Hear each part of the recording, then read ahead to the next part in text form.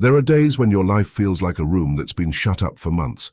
Things out of place, tasks piling up, exhaustion clinging to your body, and the constant feeling that you're putting out fires you let grow yourself. Nothing fell apart all at once. It unraveled quietly through tiny habits that seemed harmless, and then comes the question almost no one wants to ask. When did you stop taking charge of what was actually in your hands? Most people think that getting your life in order requires a huge change, a dramatic shake-up, a brand new version of yourself showing up on a Monday morning. But chaos almost never enters like a tragedy.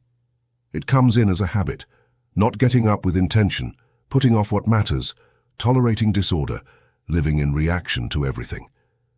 And while you wait for the perfect moment to pull yourself together, your life keeps filling up with noise, as if it were normal to live scattered and without direction. In this video, you're going to see why 9 simple habits can give you back control over yourself, with the same practical clarity taught by Stoicism, returning to what matters and holding on to it when no one is applauding. I'm Gabriel, and this is the Stoic Garden. Stay with me because the last habit isn't just one more tip. It's the one that will force you to admit that your life didn't need an extraordinary rescue, just a daily refusal to betray the basics. Let's begin. Most people do not lose control of their lives in one great catastrophe. They lose it in ridiculous details, in seemingly harmless decisions, in small concessions they repeat so often that they eventually turn into character. One day you leave the bed unmade, another day you postpone an important call, then you tolerate the disorder in your space. Then you get used to being late to your own promises, and when you finally look around, you no longer understand why everything feels so heavy. And that takes us straight into the first key idea of this journey. Your life falls into disorder when you stop governing the small things. Because small things are never just small. Small things are training. They are the way you teach your mind who is in charge when no one is watching. Every daily gesture is a silent vote in favor of order or decay. Every time you ignore a simple task you could have done, you weaken a little of the authority you have over yourself. And here is the part many people do not want to accept. Chaos does not always arrive like an enemy. Sometimes it comes disguised as comfort. It comes with the gentle voice of, "I'll do it later. It's fine. Today doesn't matter." Sure, today doesn't matter. Tomorrow won't either. And after several months, your life looks like an abandoned room, and you are still asking yourself what went wrong. Stoicism understood this with brutal clarity. Musonius Rufus, who did not teach philosophy to decorate the mind, but to straighten conduct, said that anyone who cannot govern their simplest appetites will hardly be able to sustain higher decisions. And he was right. What is the point of talking about purpose, inner peace, or discipline if you are defeated by an alarm, a silly distraction, or a room in total disarray? It sounds minor, but it is not. The person who cannot put the basics in order lives at the mercy of small impulses, and a life governed by small impulses ends up producing small results, even when it dreams of greatness. There are people who want to transform their destiny, but they cannot even carry a glass to the kitchen without leaving it for later. They want mental clarity, but they live surrounded by objects, unfinished tasks, and stimuli that constantly remind them they have stopped directing their immediate world. How could you not feel anxious if every corner of your day reflects back the image of what you keep postponing? How could you not feel weak if your own routine keeps proving that you have started obeying inertia more than decision? The problem is not only practical, it is moral, because every neglect of the small things erodes the trust you have in yourself. And then something dangerous happens. You start normalizing the fracture. It no longer bothers you to live halfway. It no longer troubles you to say and not do, to start and not finish, to know and not apply. You get used to functioning with a degraded version of your own capacity. And that is devastating because human beings can endure a great deal of pain, but few things destroy them as much as losing respect for themselves. You do not have to hit rock bottom to be broken. Sometimes it is enough to spend too long repeating a life without shape, a life where everything essential gets pushed aside and everything urgent is imposed from the outside. That is why getting your life in order does not begin with a visible revolution. It begins when you take charge again of the smallest things, when you do what you said you would do, even if it is something as simple as folding clothes, answering a waiting message, or cleaning a space you have ignored for weeks. Not because that is the peak of personal growth, but because that is where you recover something more important: the sense of inner command. Order is not born from grand speeches. It is born when you stop betraying yourself in small things and begin again to build, gesture by gesture, a life that does not need constant rescue. The morning reveals with cruel honesty who is driving your life. If you open your eyes, and the first thing you do is hand yourself over to your phone, to hurry, to noise, or to other people's demands, then your day has already begun hijacked. Not because you are weak, but because you gave up the first ground of the battle without noticing. Before you had even thought clearly, you were already reacting. Before deciding how you wanted to live, you were already obeying. And that is why we now enter the second lesson of this video. Get up with intention before the world thinks for you. Many people think this habit simply means waking up early, as if salvation were hidden in a precise hour on the clock. But no, you can get up early and still live like a scattered person. You can wake before dawn and still spend the whole day running after urgencies you did not even choose. The question is not what time you get up, but from what inner place you do it. Do you get up to take a stand over your day or to be dragged through it? That is the difference. Because the person who does not begin the morning with intention ends up renting out their attention to the first stimulus that appears. And we already know that the world is full of volunteers ready to decide for you how you should feel, what you should think about, and what you should react to. Marcus Aurelius, a Roman emperor and a man burdened by real responsibilities, not absurd notifications, reminded himself upon waking that he was destined to do the work of a human being and not complain about it. That phrase is not only about duty, it is about dignity. It is about opening your eyes and remembering that you were not born to begin the day in a state of confusion. You were born to exercise judgment, direction, and presence. That is deeply stoic. Not waiting to feel like it, but putting yourself in your place before laziness, distraction, or apathy tell you who you are that morning. When you do not do this, something almost imperceptible happens. The day collapses on top of you. You start late, react late, decide late, and then wonder why everything overwhelms you. But of course, if every morning begins with inner disorder, the rest of the day only amplifies that chaos. You become a slave to impulse, to the incoming message, to someone else's problem, to the mood that attached itself to you without permission. And then you say you did not have enough time, that you could not focus, that the day got complicated. What a mystery. Giving up the wheel from the first minute and then being surprised to end up adrift is a pretty common habit. Getting up with intention means creating a threshold, a brief but steady space where you step into your own life first. It can be silence, conscious breathing, making the bed, writing down one thought, reading a few lines, splashing water on your face and remembering what kind of person you want to be today. It does not have to be some spectacular ritual to post online and pretend enlightenment. It has to be something that brings you back to center, something that cuts through inertia and tells your mind that today it will not live on autopilot. Because when you begin the morning yourself, the world no longer finds you defenseless. And this does not only change productivity, it changes the relationship you have with yourself. You begin to feel that the day does not use you, but that you use it. The pressure still exists, the problems still come, the obligations do not disappear, but they no longer find you scattered. They find you standing, and that changes everything. Sometimes a life starts to come into order, not when you solve major conflicts, but when you stop giving away the first hours of your awareness. The person who wins the morning does not control everything, but recovers something decisive, the possibility of living the rest of the day from choice instead of from drift. There is a reason certain tasks feel heavier than others, even before you begin. It is not because they are impossible, but because they touch the part of you that still wants to live by avoiding effort, bargaining with discomfort, and postponing what it knows matters. Resistance does not appear by accident. It appears where growth is still waiting. And that brings us to the third point of this journey. Do first what you feel the most resistance toward.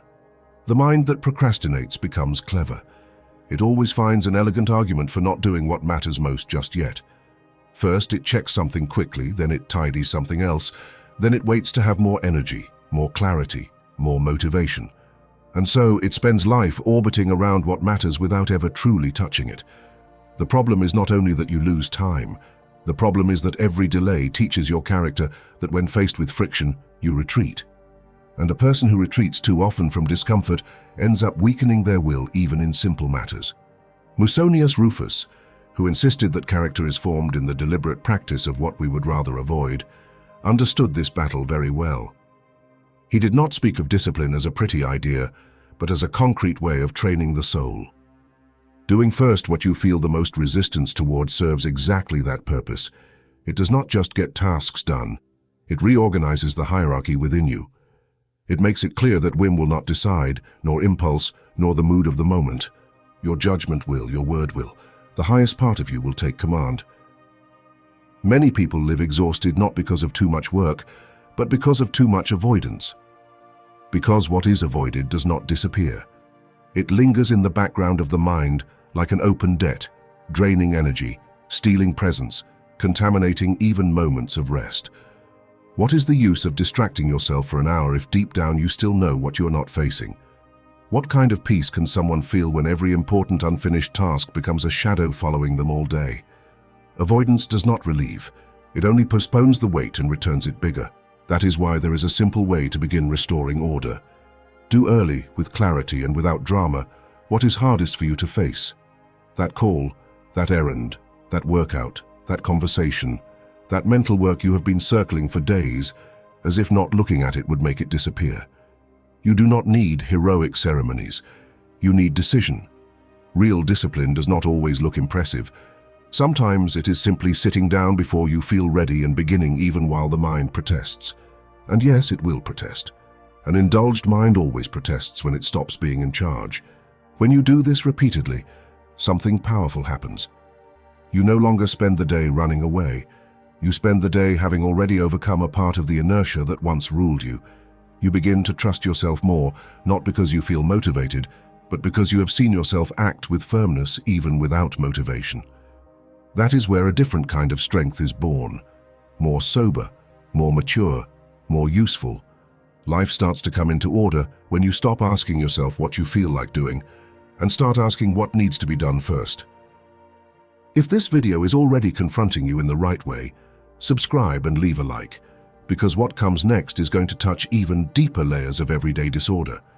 And in the comments, write the phrase, "I am the master of my fate," along with the country you are listening from. I want to know who is done negotiating with chaos and is starting to take back control of their life. Stay with me, because there are still crucial parts ahead, and the last one will bring all of this together in a way that will no longer let you look at your habits so lightly. The environment you live in ends up training your attention, whether you notice it or not. An overcrowded table, an unmade bed, things out of place, clothes piling up, constant visual noise. All of that seems trivial until you realize that your mind does not live in a vacuum. It lives in what it sees, in what it tolerates, in what it repeats. And that brings us to the fourth lesson of this video. Put your space in order so you stop living with a scattered mind. There are people who want inner calm while living surrounded by signs of neglect. They want clarity but move through spaces that scream confusion. They want focus, but every corner reminds them of something they left unattended, and then they wonder why it is hard to concentrate, why they feel a vague irritation, why everything weighs on them more than it should. Your environment is not neutral. It shapes you. It suggests mental states. It drags you down or holds you up.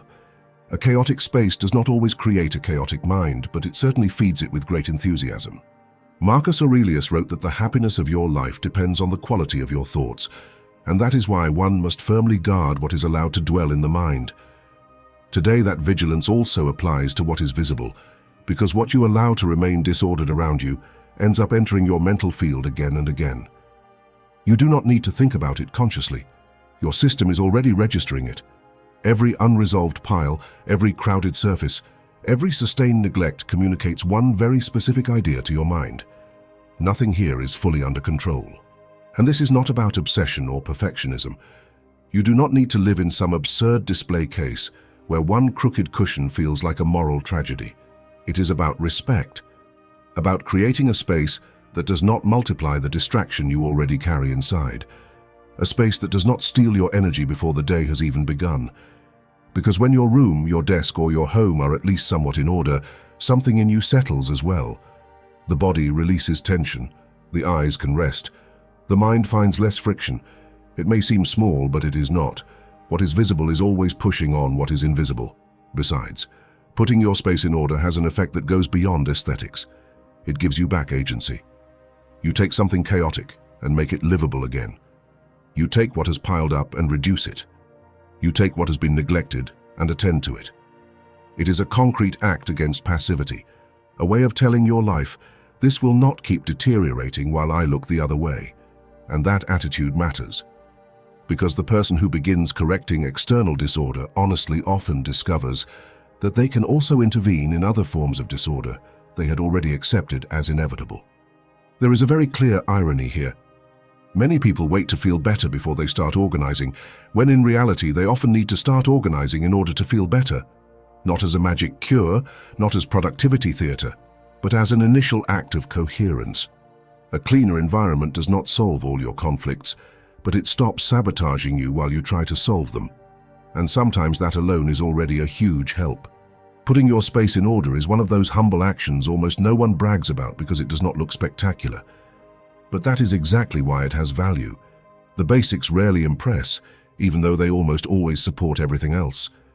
And a steady life needs visible supports, not just abstract intentions. When you put in order what surrounds you, you begin to show yourself that not everything in you is drifting, that you can still intervene, that you can still shape the immediate world you live in. And that, simple as it may seem, is already a concrete way of returning to yourself. A huge part of personal disorder does not come from what you do, but from the energy you lose reacting to everything. You react to a comment, a look, a criticism, a minor provocation, a conversation that did not even deserve your time. And by the end of the day, you are not tired because you built something valuable, but because you scattered yourself across 1,000 insignificant stimuli. That is why we now come to the fifth point of this journey. Speak less and observe more before you waste your energy. Most people speak too quickly because observing requires a kind of discipline that almost no one wants to maintain. Observing means not responding immediately, not justifying yourself on the spot, not rushing to explain how you feel every time something unsettles you. It means letting the moment reveal its true shape before stepping in. But of course that requires temperance. It requires tolerating the small burn of not instantly unloading what is inside you. And because many people cannot tolerate that burn, they end up giving away their peace for the ridiculous relief of saying the first thing that comes to mind. Then they regret it, almost always too late. Seneca, who understood very well the silent violence of poorly managed passions, warned that we often regret having spoken, but rarely regret having kept silent with prudence. That sentence is still devastatingly relevant. Because talking too much does not only expose you, it also drains you. It makes you spend mental strength on people, conflicts, and situations that never should have taken up so much space inside you. And the more you justify your value, the more you lower it. The more you try to correct every other person's perception, the more you show that you depend on it. Observing more means learning to read before intervening. Read a person's real tone. Read your own emotions before letting them drive the scene. Read what deserves a response and what deserves nothing more than a cold glance and distance. Does everything really need your opinion? Does every provocation really deserve access to your nervous system? Some people live as if their energy were inexhaustible, handing out attention to anyone who makes enough noise. Then they say they have no peace, as if peace were an accident instead of the consequence of being more selective about what you step into and what you do not. Besides, the person who observes develops an advantage the impulsive person never will. They see patterns. They notice who speaks to understand and who speaks to dominate, who asks out of genuine interest and who asks out of control, who brings a real problem and who only wants to drag you into their own disorder. When you learn to look before reacting, you stop being so easy to manipulate. You begin to save your words for what is necessary, and precisely for that reason your words carry more weight. What is scarce has more value. Language is no exception. This does not mean becoming cold or distant in some artificial way. It means stopping the waste of yourself. It means not opening your inner door every time the world pounds on it with cheap drama. It means that before speaking, you look. Before responding, you filter. Before stepping in, you decide. And that simple sequence can save you an absurd amount of unnecessary conflict. A life in order needs energy available, not energy leaking away. It needs clear presence, not attention broken into 20 absurd directions. When you speak less and observe more, something in you becomes steadier, harder to disturb, more self-possessed. And then you begin to notice that many of the battles that used to exhaust you were not even yours. You were only adopting them out of habit. You had confused reacting with living. And no, living with judgment sometimes requires staying quiet, looking carefully and not giving yourself away so easily. There are people who are not tired of their lives, but incapable of inhabiting them without anesthesia. They need music, a screen, noise, movement, novelty, constant entertainment. They need something to cover the hollow of being alone with their own mind, even for a few minutes. And when that stimulation disappears, they feel a strange emptiness, a dry discomfort, as if bare reality had become too harsh to touch. And that brings us to the sixth principle of this video. Stop chasing stimulation so you can tolerate reality again. The problem is not enjoying pleasant things. The problem is depending on them so you do not feel yourself falling inward. When every moment of silence is filled immediately, when you cannot eat without watching something, walk without listening to something, rest without drugging yourself with content, your system loses an essential ability, the ability to be present without fleeing. And that loss has serious consequences.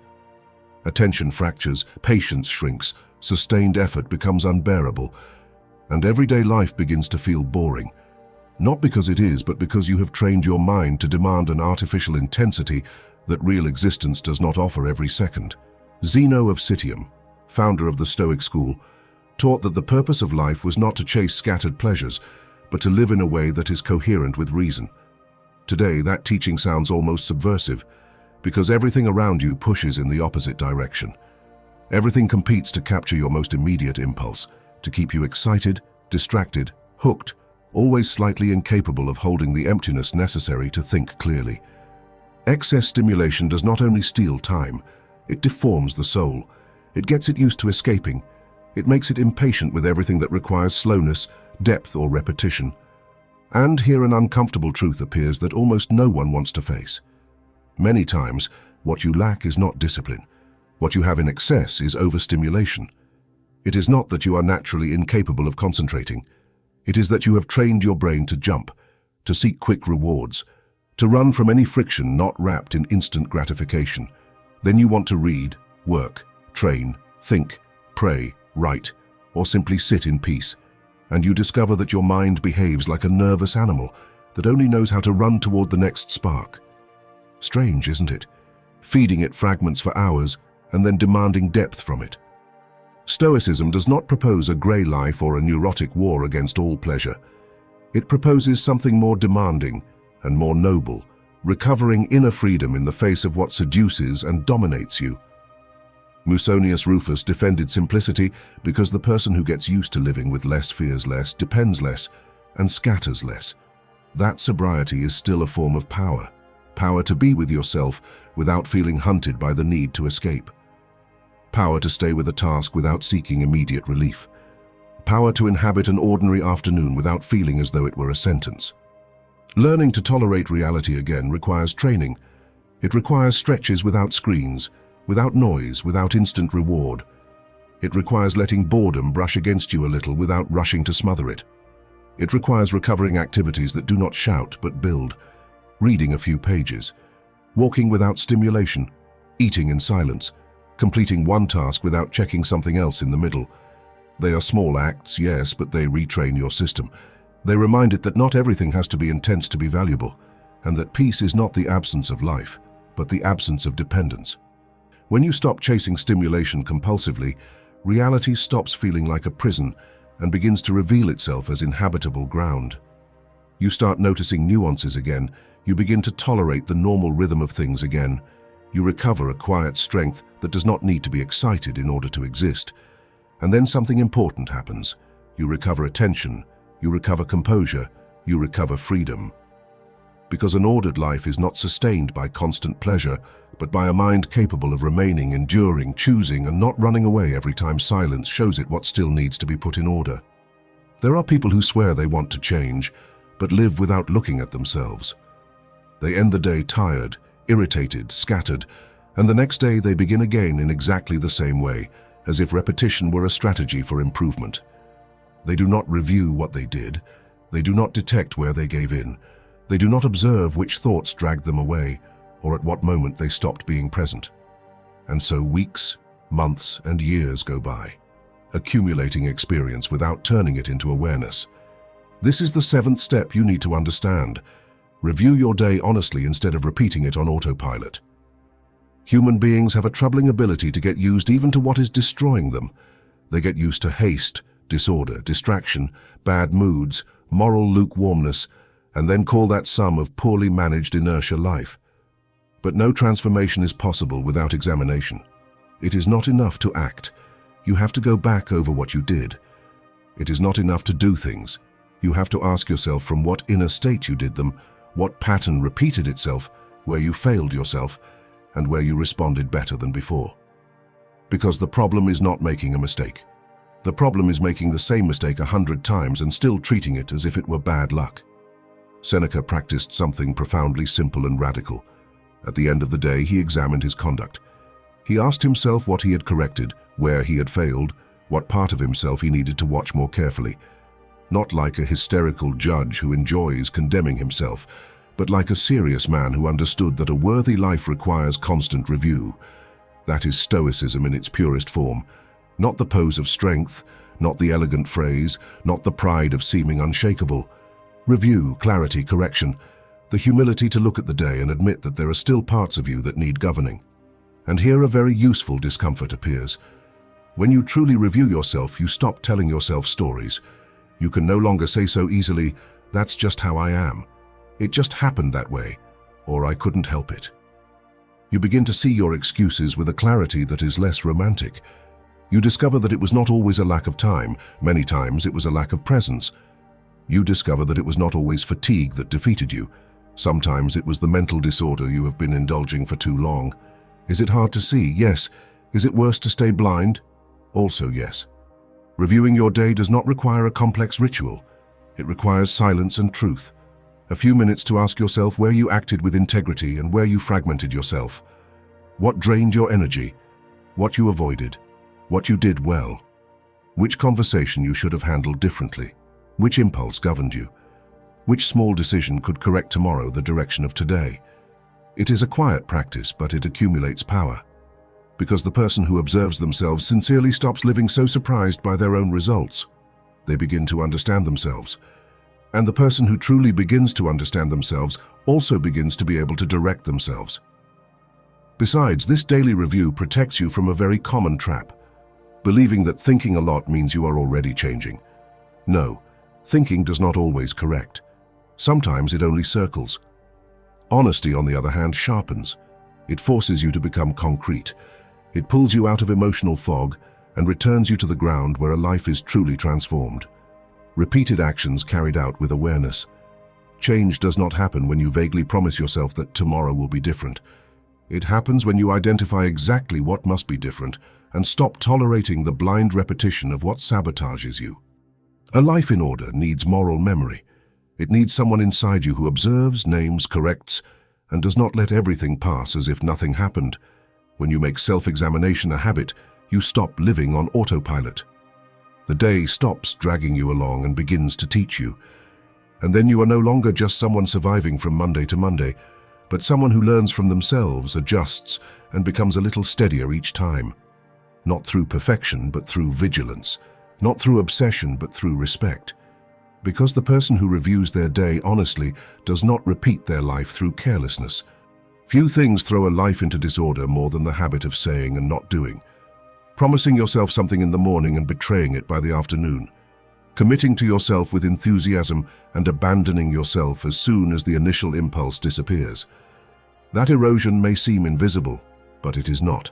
Every broken promise leaves behind a small residue of distrust inside you, and over time, that residue becomes structure.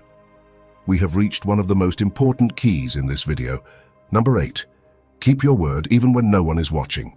Most people think character is tested in big decisions, in extreme moments, in scenes that seem worthy of a biography. But real character is almost always decided in private. in whether or not you do what you said you would do when there are no witnesses, no outside pressure, and no immediate reward. That is where everything shows itself, because when no one is watching, the performance disappears. There is no image left to uphold, only integrity or the lack of it. And if every time you are alone with yourself you fail yourself, it does not matter how many times you appear strong before others. Deep down, you will know the truth. Epictetus, a former slave who became a teacher of inner freedom, taught that philosophy should not be explained, but embodied in action. That teaching cuts off at the root a very modern illness, talking like a disciplined person without living like one. Saying you want peace while feeding habits that break you. Saying you seek order while acting with constant carelessness toward your own word. Saying you respect yourself while abandoning yourself in small concessions every day. Coherence is not a moral ornament. It is the foundation of inner trust. And without that trust, every attempt to rebuild yourself will be unstable. Keeping your word does not mean becoming rigid or inhuman. It means stopping the treatment of your commitments as emotional suggestions. If you said you were going to get up, then get up. If you said you were going to finish something, then finish it. If you said you were going to quit a habit, then hold the line even if no one is going to applaud you for it. Will it always be comfortable? Of course not. Will you always feel like it? No. But that is exactly why it matters. What you do when enthusiasm is not with you is what ends up defining your moral shape. Cato the Younger, a symbol of firmness in Rome, left behind through his life a severe lesson. Integrity does not allow partial concessions, because giving way in small things prepares the fall in what matters most. That sentence should haunt anyone who still allows themselves to betray themselves in details under the excuse that they are not that important. They are, because every repeated concession trains a version of you that learns not to take itself seriously. And a person who does not take themselves seriously may have talent, sensitivity, intelligence, even good intentions, but they will lack the foundation. They will lack the ground beneath them. Here it is worth asking an uncomfortable question. When you promise yourself something, do you believe yourself? That question seems simple, but it reveals a great deal. Because if deep down you already know you probably will not follow through, then you do not have a scheduling problem or a motivation problem. You have a problem of inner authority. Your word has lost weight with yourself, and recovering that weight requires rebuilding credibility through concrete actions, not inspired speeches. Start small, yes, but start firmly. Promise less if necessary, but keep more. Let your word mean something again within your own life. When you achieve that, something changes at a deeper level. You stop feeling dragged around by shifting moods and begin moving from a more solid foundation. You no longer need to watch yourself with paranoia because you are not negotiating with yourself so much anymore. You say and you do. You decide and you hold the line. And that coherence brings an order that is visible not only from the outside, but from the very center of your identity. Because a steady life is not built on what you feel in your best moments, but on what you respect even in your worst ones. And among all the things you should respect, one of the first is your own word. In the end, almost everything comes back to this. Not to some brilliant technique, not to an exotic revelation, not to an idealized version of yourself that will someday appear filled with perfect discipline, but to something much simpler and far less glamorous. Doing the basics every day, long enough for your life to stop collapsing from neglect. All of this leads us to the 9th point, and perhaps the most important of all. Do the basics every day until your life no longer needs rescuing. Because that is the fantasy that ruins so many people, believing they will be saved by something extraordinary while they look down on what is ordinary. They wait for the right impulse, the definitive method, the emotional jolt that will finally turn them into someone steady. But real life does not reorganize itself that way. It reorganizes itself when you repeat, for long enough, the simple actions that uphold the dignity of a life. Getting up with intention, doing what you must before you run, taking care of your environment, managing your attention, reviewing your failures, keeping your word. It is not spectacular. That is exactly why it works. What is spectacular stirs you for a moment. The basics, repeated, transform the structure. Pierre Hadot, in his study of the ancients, explained that philosophy became a real force only when it was translated into daily practices that reshaped perception. That idea fits here perfectly. Stoicism was never a collection of phrases to make you seem deep, while your routine remained a mess. It was a discipline of life, a way of returning to what is essential again and again, until the soul stopped being pulled around by whims, fears, and negligence. And that requires accepting a truth that bruises the ego a little. Maybe you do not need a new system to rescue your life. Maybe you need to stop disrespecting the simple things you already know are good for you. Most people are not broken because they lack potential. They are worn down by a lack of consistency in what is basic. There is no need to dramatize it further. Many lives feel out of control because they have turned the basics into something negotiable. Sleep well when possible, tidy up later, think tomorrow. Start on Monday, cut the excess later, follow through if you feel like it, and so the months pass, with a strange mix of exhaustion and self-deception. Do you really want peace while treating your habits as a secondary matter? Do you really want a steady life if every day you leave undone the very same things that could hold it up? The greatest irony is that doing the basics does not only bring order to the present, it also prevents the constant need to rescue everything. That feeling of living by putting out fires, running behind disaster, pulling yourself back together over and over, as if every week you had to rebuild yourself from scratch, often does not come from a cruel destiny. It comes from failing to sustain what is simple with enough seriousness. Constant rescue is often the bill for daily neglect, and when you understand that, something changes. You stop trying to save yourself heroically from a broken life. You begin quietly building a life that does not break so easily. This requires humility, because the ego will always prefer what is grand. It would rather imagine a total rebirth than accept the quiet discipline of washing what you dirty, putting away what you use, doing what you avoid, holding back what is unnecessary, reviewing where you failed, and returning tomorrow to the same things without feeling above them. But that is where real maturity is found, in stopping the demand that life give you intense experiences and beginning to offer it structure instead. In understanding that freedom does not always look like doing what you want, but like not living as a slave to a disorder you keep feeding yourself. When you return to the basics and stay there, life begins to take on a different kind of solidity, less euphoric but more real, less showy but more livable. You no longer depend so much on rescuing yourself because you have learned to support yourself. And that may be the most sober and powerful way to put your life in order.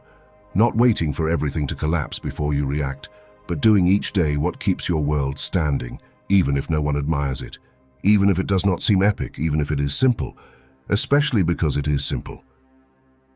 If you have made it this far, then you have already done something most people avoid. Stayed in front of a truth that does not entertain, but sets things straight. Many prefer to keep searching for flashy solutions so they do not have to face what is obvious. They would rather blame time, mood, a rough patch, or a lack of motivation than admit that a life starts to fall apart when a person stops respecting the basics. But you have now seen something deeper. You have understood that disorder is not always tragedy. Many times it is repeated neglect. And now the decision is yours. Return to the same old comfort, or begin to live with a structure that does not depend on last-minute rescues. What you heard here is useless if tomorrow you go back to treating your habits as minor details.